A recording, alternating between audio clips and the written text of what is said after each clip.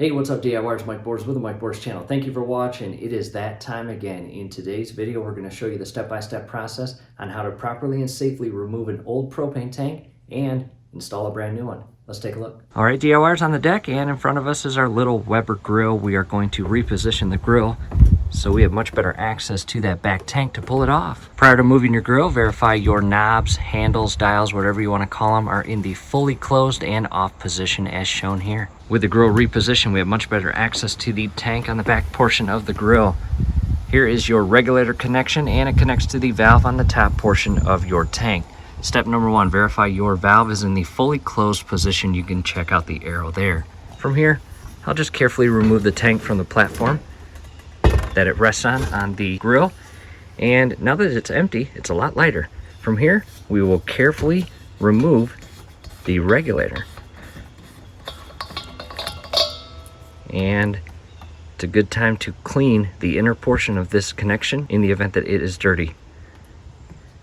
From here, just carefully remove the tank.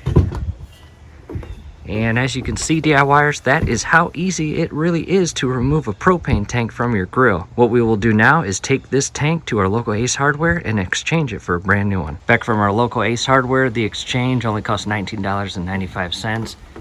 Go ahead and remove this blue plastic cap.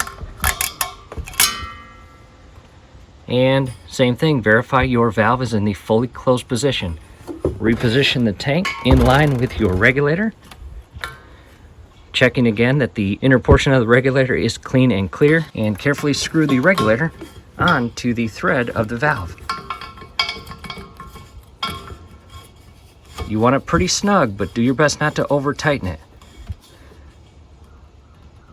From here, we'll lift it up and rest it on the platform. Making progress, the tank is on the platform or base of the inner portion of our grill. Let's reposition the grill back in place. Grill is now repositioned in the spot that I want it, and as you can see, DIYers, this is a very quick, friendly DIY project. Hopefully this helps. Do us a favor, below the video you will see that thumbs up icon. Click on that, like the video, subscribe to the channel. Definitely ring your YouTube bell. That would be very helpful to us. We would really appreciate it. Thanks again for watching, and don't forget to throw this piece of plastic in the garbage.